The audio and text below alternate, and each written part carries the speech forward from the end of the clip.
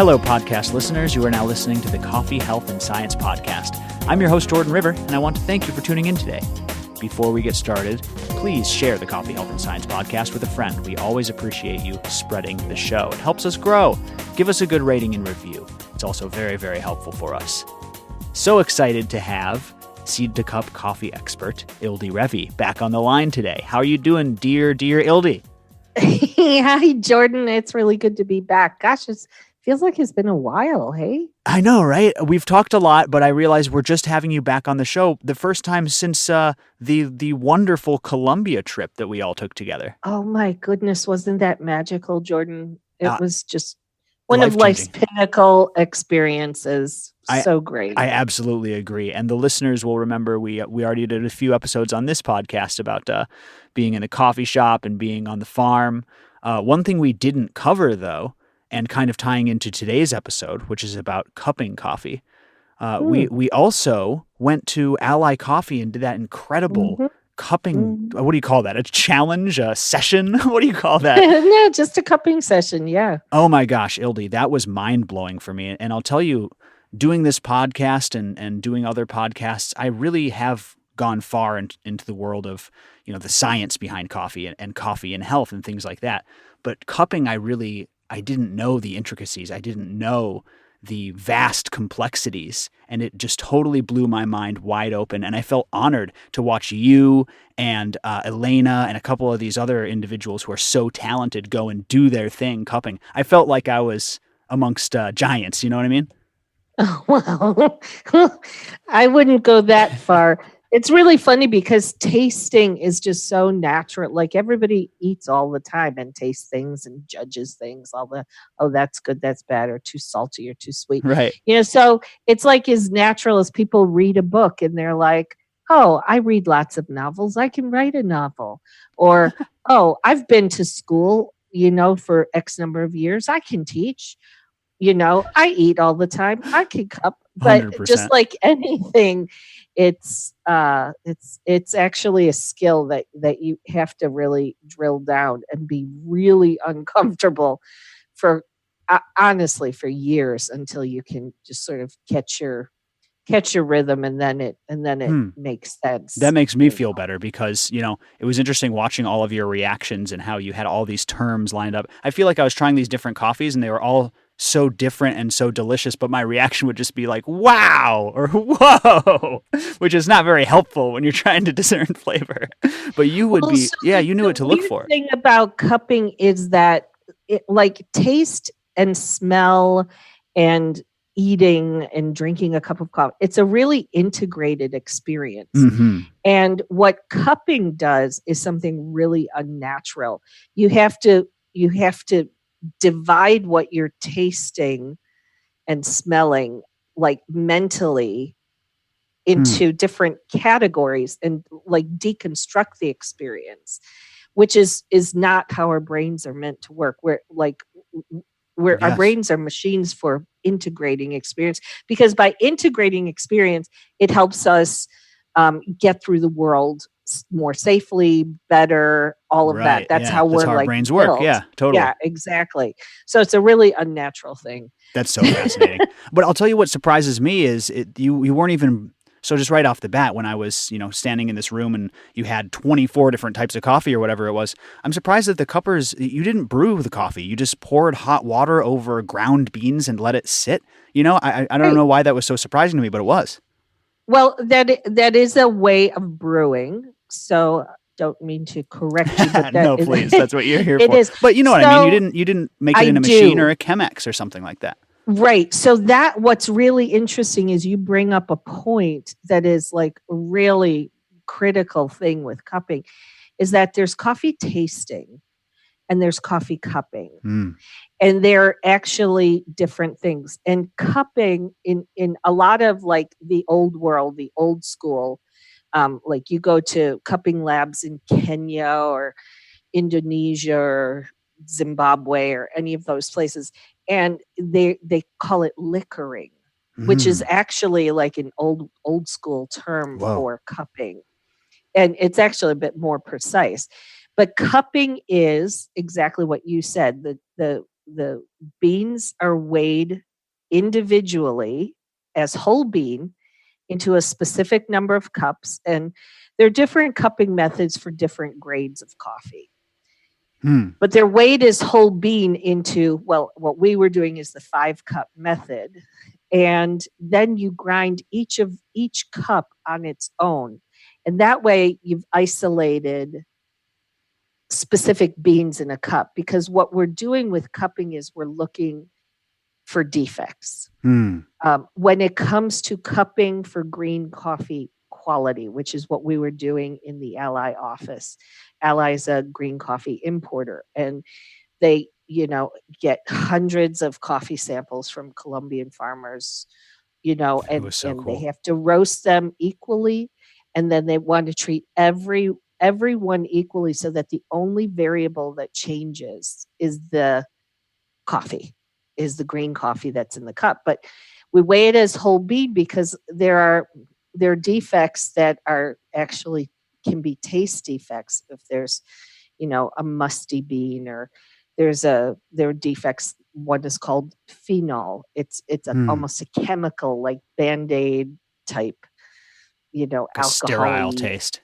Yeah, sterile, like, rubbing alcohol type thing. Or there's something we call Rioe in Brazil, which tastes like, the way when you're walking down a muddy river, it smells, that sort of muddiness, and so there's these different defects in Rwanda, Burundi. They have a strange defect called the potato defect, and just one bean in an entire pot would just make the entire thing taste like you've bitten into a raw potato. Whoa, that is so fascinating. So when we isolate it in the cup, you can count how many defects are in a certain lot of coffee. It's just a statistical thing. So that's the sort of rationale behind. There's more details to it, but in general, that's what we're doing. So we're cupping for green coffee quality. And of course, the coffee isn't green; it's roasted, so it's kind of weird calling it green. But what it's for is for the selecting the green beans, the feedback right? to the farmer, and so that's different than tasting, which when we're coffee roasters and we're doing production roasting, we want to taste the coffee. We want to find the exact profile. So we may, roast it a certain way and say, hey, what would this taste like in a French press? What would this taste like as brewed coffee with a paper filter? What about running it through the espresso machine?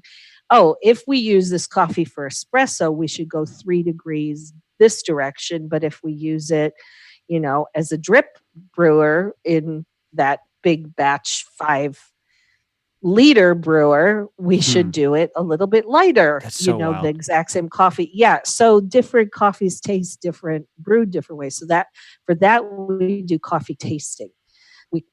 And by the way, there's no standard really, other than the specialty coffee standard and then the commercial standards for coffee in the world. But anyway, this tasting cupping thing is really, in general, how we sort of refer to it in the industry. But by no means does everybody use the terms the same way. But that's fascinating, the differentiation between tasting for defects versus, the tasting for roasting quality. That's a big distinction, and I never fully appreciated that until now. Yeah, it's really. I don't think we had any defects on the table when we were there. They were all delicious to me. I just found they were all really good. Yeah, I didn't think there was a single defect on the table, which doesn't surprise me. Ally is known for finding outstanding coffees from outstanding. Yeah, shout out growers. to Ally, and the great Elena is coming on this podcast, so we're very excited to have her. But you weren't just, it wasn't just a pass or fail on the defects. You were carrying around your little sheet and you were writing down all sorts of notes. First of all, 2-part question: what are you writing down there? What are you kind of looking for as a cupper? And then also, is it a standard kind of ubiquitous lingo? If you handed your sheet to a cupper from across the world, would he be able to read it and know exactly what you're talking about, and vice versa? Yeah. So So when we're talking about standards, I think we've talked about this on your podcast before. There are different grades of coffee, and commercial coffees are or conventional coffees. Um, these coffees are counted under as like commodity stocks in warehouses all over the world. And there's actually their graders who grade the coffees that are assigned in these warehouse stocks that every country keeps track of how many pounds of coffee are in their warehouses throughout their country, because Whoa. it's like a commodity, That's right? so wild. Of course you So would need there's that a number. whole sector of people who grade coffee for the exchange, and that's a set of standards, and of course, because they're massive. I mean, you go into some of these labs where exchange coffees are, and they have these rotating tables, and they're just, and like, the dentist chair, those bowls that you spit in that have the water swirling in them, Right. they're just slurp and spit, slurp and spit. So like Jeez. going through like 20. So that's what those guys, and there's a few women, a handful of women in the world who do it, but it's mostly like done in these smoke-filled back rooms. Man, It's you're painting really quite a hard to picture. bust into. No, I had a friend, a good friend, and she tried for 8 years. She kept going back. She's a taster, and she's like, I'm doing this. And finally she broke them down enough, and she passed all the exams for it, and they let her in. But Wow. but what we're doing is specialty coffee cupping, which has another set of standards.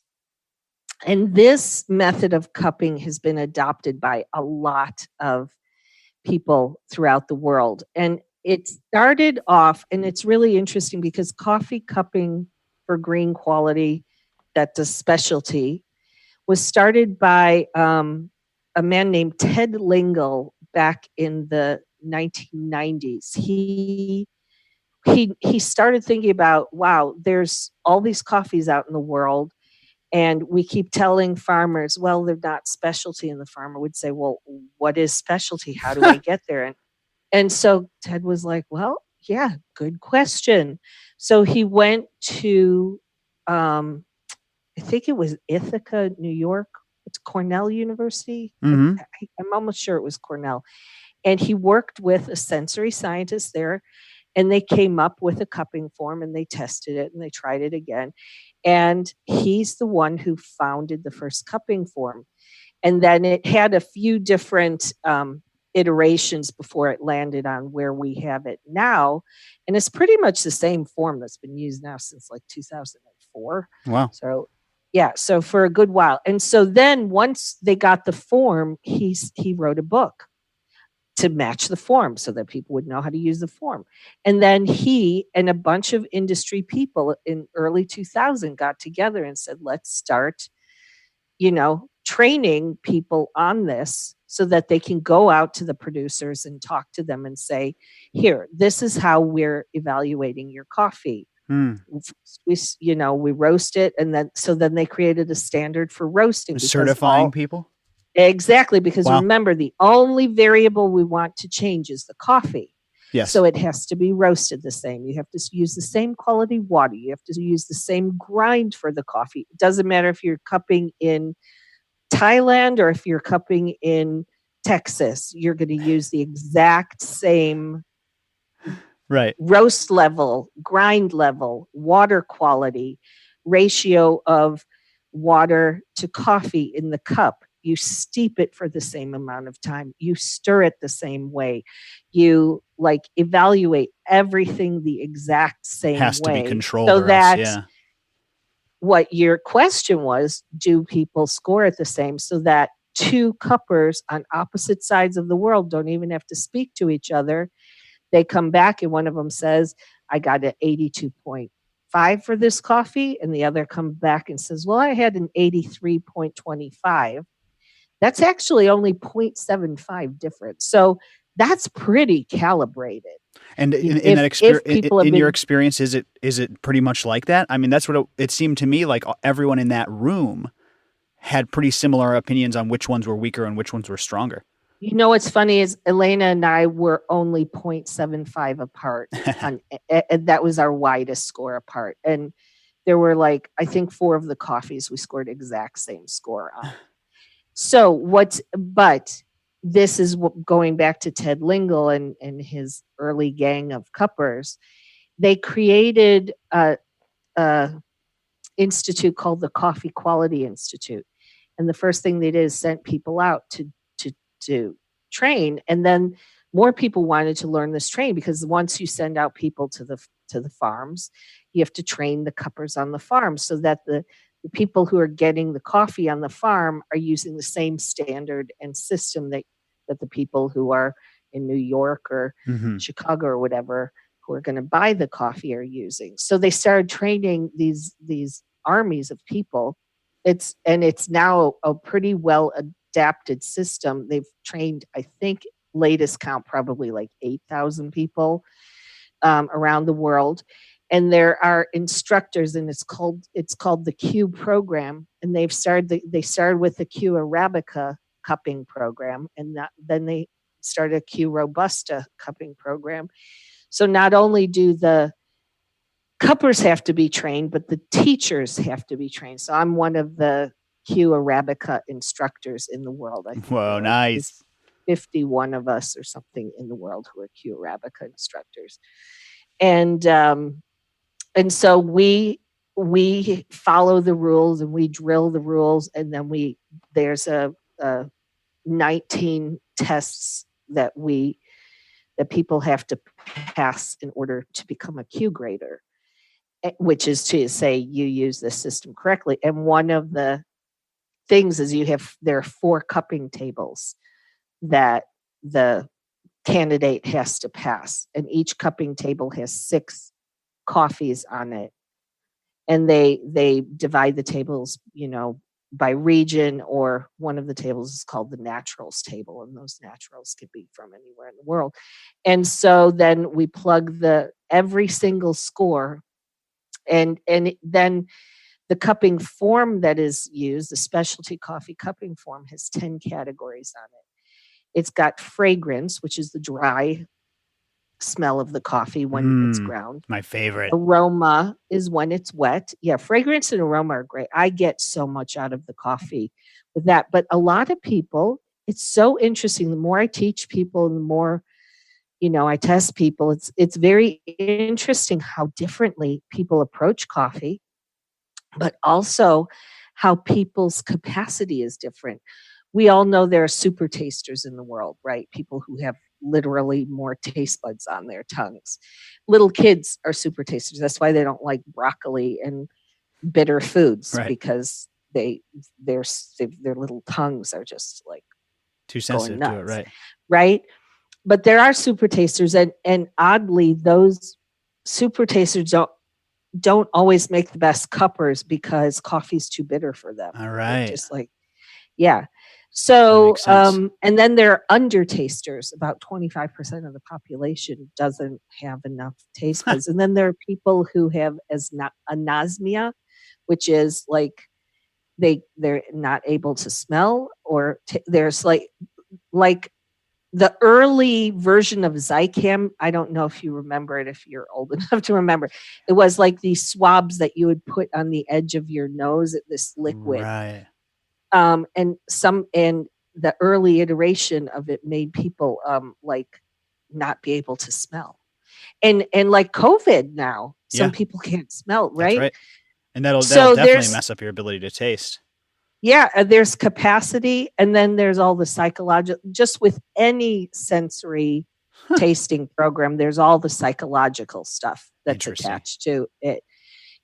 People who have a bad day, or get in a fight with their best friend before they enter the cupping lab, it's going to impact your taste. Yeah. And then there's another thing, and that's like just genetics. There's some people who can't taste certain tastes, like they're missing the marker for it. Right. Period. Just not there. So that's why it's really hard to say, I mean, it's just really hard to nail down a score on a coffee Something definitive, because there's right? so many different. So there is a way to get it very close, and this cupping form and this training system, the Q training system, really does get people quite close.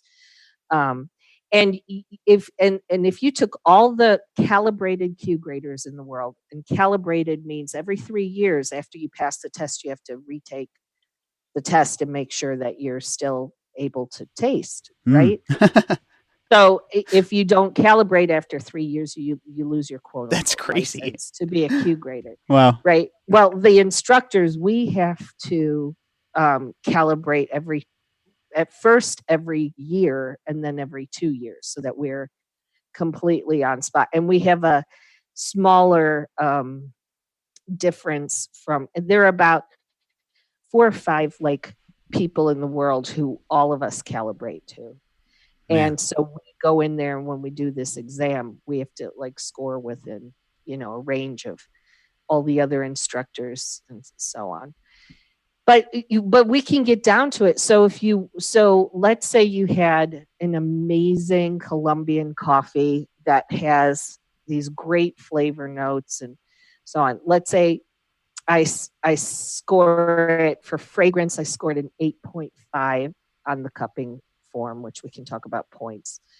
It's on a 10-point scale, but really specialty starts at 6 points and above is Mm. specialty.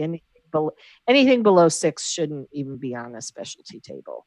So let's say I had an 8.5 in fragrance, and let's say the aroma was just full of like caramel, but with like a strawberry note and Oh, yeah, sounds good to something me. like that. Yeah. And then at the end, as I stepped back from the cupping table, I got a waft of vanilla. So it was like this strawberry shortcake type aroma to it. I might say, wow, that's even better. I think I'm going to give it a 9. So it went from an 8.5 to a 9. And then I go in there and do flavor, and the flavor is like wonderful, 8.75, etc. And you go through the whole form. Other Q graders should have scored that somewhere in the 8 range, Sure. So it'll give you a because good they idea. were Yeah. exactly, because those are really desirable, rich characteristics in a coffee. Now, sensory scientists will say it's not good, it's not bad, it's just you just name it. So it's onion in coffee. It's just onion. It's not good, it's not bad. You just say I taste onion. But nobody wants to drink coffee onion, right? Exactly. Okay, so So that's actually what I was just going to say is it's at first I was like, how could you quantify someone's personal taste for something like coffee? And then I was going to compare it to, for instance, grilling. But then I realized that was a bad comparison because if you were to look up, grilling methods on YouTube, if you were to talk to any real serious barbecuer, none of them are going to tell you to cook your steak well done. There are still some people in the world who like their steaks burnt to a crisp. But that doesn't mean that that's the proper way to do it according to the basically the steak luminaries or coffee luminaries of the community, right? so this is a continually debated issue. So let's use the thing as a steak. So there are some coffees, I think you've talked about geishas and these really wonderful coffees that if you were to French roast them, all you taste is the charred like cellulose of the beans. So it's like here you had the potential to have this gorgeous floral, strawberry, whatever, berry note with green tea, whatever. And you could have had that, but instead you roasted it into oblivion. Now, there's the debate says, well, a roaster is nobody tells anybody how to roast. It's up to the roaster how they decide to manifest what they think the coffee should taste like. And you know what? There are people who love that French roasted coffee, and they're going to love that coffee. So who are we to say it's over roasted? Well, is it wrong? I mean, we kinda all say, "Yeah, it's kinda wrong," but it's not wrong, but it kinda is wrong. I mean, you don't wanna tell the people who, like, love their steak well done, like I mean, you've heard stories of chefs coming out and in the middle of the floor and saying, I will not cook it 1 degree more Right. than medium rare. That would probably be And me. just and it's sort of like, yeah, but I'm paying for it and that's how I like it. And Exactly. you're A little gonna bit of do what I ketchup on like. the side. So Exactly. it's just a weird thing, but it's not wrong, but it's wrong. Oh man, you're great, Ildi. You nailed it. I think that was about as good as a picture as we could get. So listen, is there a final score? Is there a number that you assign to coffee Yeah. after all this stuff? And then what does that scale look like? What is a good number? Well, so 80 points and above on this cupping form, specialty coffee cupping form, is classified as specialty. And that's really just like with any rating scale, what is borderline? So that 80 point is the borderline. And so we really have to focus on what makes a 79 point coffee, what's an 81 point coffee, at what point is it no longer specialty and specialty. So there's that gray area really between like 78 and 82, that things that just put over the threshold of specialty. So 80 points, yes, is the bottom line. Most specialty roasters look for something that's above 83 points because then we know it it's definitely can be said. Interesting. Coffee, because the borderline area is still sort of debated. Once you get into the 90-point coffees, you'll see these great coffees on websites, and there's some fantastic 90-point coffees out there. What you're getting into are some of those it's similar to wine or great beers or anything that is really unique, rich, interesting flavor. You don't want to drink that every day, but it's a great experience to have. Like there's true. This Hungarian wine that Queen Victoria loved. It's called Tokaj Asu. And it's like this, it's made with these grapes in Hungary that it depends how many, the way they used to measure it is by baskets. So if you have a 3-basket Tokaj or you have a 5-basket, and then over time it's just gets sweeter and richer. So I mean, here's this magnificent 5-basket or even 6 putonyosh Tokaj, and it like is amazing when you drink it. But you kind of don't want to drink it every day. You do want to experience it. So this is where what you were asking before also about flavors and what we're looking for and what we're blending. So there's your everyday coffees, and most people want something really nice to drink every day that they can rely on and start their day with. And that's why, like with Purity, I do a blend, because the coffees that we're buying for Purity come from Colombia and Honduras, and they come in at different times of the year. They're from different growing regions. So we always want to have a fresh coffee. And every growing season, we know the coffees change a little bit. So I need to be able to keep a consistent flavor. And the best way I can do that is using our 3 producers that we know do this outstanding regenerative farming work. They're Smithsonian bird friendly, certified organic, rainforest lights, gorgeous coffees that change slightly year to year because they are specialty. But so I've got to make sure that it stays consistent. And there's this weird thing, like people are like, it must be a single origin to be a great coffee. It's like, nah, who said that? I love single origins. I mean, you want a single origin like a wine, or anything. It's just so you can see, that way you can really value the work a producer did and say, wow, this producer, she's just a magnificent job with that. And that's great for single origins, but it also can be great for blends. Interesting. Right? Yeah. And also, I mean, the 2 farms that we visited did such similar practices, right? And they taste totally different. Mm-hmm. Did you notice like that one coffee, Francisco's coffee, it's got this deep, like dark red cherry note Yes. in it. Totally. It's definitely got a fruit note that borders borders on a little bit of like sweet raisin, but in like a really rich way.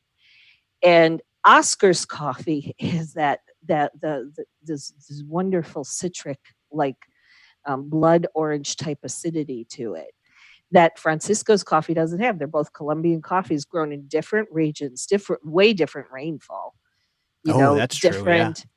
different aspects, different probably soil, Different inputs so too, but both with still a microbial kind of mindset. exactly. So fascinating. So yeah. And then the Honduras coffee is completely different as well. She's Yeah. got this like lime. It's this there's this clear lime note, almost like a lime peel, like in a margarita, like when you twist the yeah. Oh, So man, drooling right now. But I do want to kind of bring it back here to health and talk about cupping and kind of cupping for health and how healthy coffees do on those scales. And then also how a poorly, I don't want to say poorly created coffee, but how an unhealthy coffee could maybe rank high on a cupping scale. Oh, well, so that's really interesting. So the first thing is we know about acrylamide, and the lighter roasted coffees have more acrylamide. Right. Now, I would love to do a test with coffee tasters and coffee cuppers throughout the world, especially Q Arabica graders, because they're cupping the cupping roast is a slightly lighter roast because you're looking for those defects, which means that coffee cuppers are putting, thousands of spoonfuls of this lighter roasted coffee in their mouth. If acrylamide, if anybody is going to have some kind of effect from acrylamide, one would think that they would have it. Yeah. So I'm interested in that. But so that's one of the things is a lighter roasted coffee, you're going to have more acrylamide, but at the same time, don't forget you've got more higher chlorogenic antioxidants. acids. Yeah. Yes. Exactly. So that's why I think if there is no, even if the acrylamide's not there, the antioxidants, maybe it counteracts the acrylamide, and that's why cuppers stay healthy, right? Yeah. Who knows? And I guess that's the balance that you're playing, right? Which is, or if it's just slightly higher roasted, maybe you have an extra half a cup. And then, so it's a balance that you probably play when you're kind of defining that health conscious roasting profile. Well, yeah. So then there definitely like the potato defect I talked about. I don't know what that is. I believe it's a bacterial defect. Oh, interesting. Don't quote me on it, but it's something that happens just in the washing tanks in East Africa. Anyway, I don't know what that is. Probably by the time it's roasted, whatever, if it living organism is killed, I mean, it's a kill step. We're roasting up to like 425, 450 degrees. So anything's going to die in that. But I don't know. Maybe there are other health effects. You can't taste ochratoxin. You can't taste mycotoxin. Okay, so that's what I was going to say. Okay, totally separate. Yeah. Yeah. I mean, look, you can have musty coffees and taste a musty coffee. Any Q grader can taste a coffee that hasn't been stored properly. It's woody. It tastes like the burlap bag that it comes in, or it tastes papery or wet cardboard, something like that. Probably has lost a bit of health, probably has absorbed something in its fats, and it's changed the lipids, it's changed chemically. We're just scratching the surface on what these things are. But if something, that's why if something doesn't taste good, we spit it out, right? That's our natural reaction. So I think, yeah. But on the other side of it, we have tested some beautiful specialty coffees. I once tested a Peru specialty coffee, and it tasted really great. I think we scored it like an 86 or something. Sent it to the lab, and it had 0.2 ochratoxin in it. Okay, and I was wow, here's a specialty coffee that has ochratoxin. Go figure. Okay, so that makes sense to me. What about kind of antioxidant quality and content? Yeah, again, these are, I don't know, I don't think you can taste them. remember polyphenols are phenols, or, you know, so phenol is what we call a defect, right? Mm. So I wonder if some of these coffees that are phenolic, maybe they have more polyphenols. I don't Oh, know. I'd So love maybe to they're understand that. healthy. So I'd love to know about that. There's still so much research to be done. Yeah. love it. Well, we love what you're doing, Ildi, and thank you for taking the time today. We should do a follow-up episode. Maybe do a whole one on taste specifically. We got to go deeper, and we appreciate any time you make time for us here on the podcast. Well, thanks. Anybody who wants to learn more about coffee tasting, there's an organization, and they created a lexicon for coffee. It's called the World Coffee Research. Type in your Google browser, World Coffee Research Lexicon, and it's downloadable, and it has it's interesting. We'll talk about that next time. But if you want to learn more, do that. Yeah, get into the lexicon, folks. Get into the get some words under your belt. Love you, Ildi. When can we get together again next? As soon as this craziness is over, you and me are going back down to the farms. Let's do it. Let's go to Honduras. Yes, sounds wonderful. Everyone out there listening, I hope you enjoyed today's show. Make sure you're subscribed. Make sure you give us a good rating and review. We do appreciate that. This is Ildi Revi and Jordan River signing off, wishing you an extraordinary day. We'll see you next time on the Coffee, Health, and Science Podcast.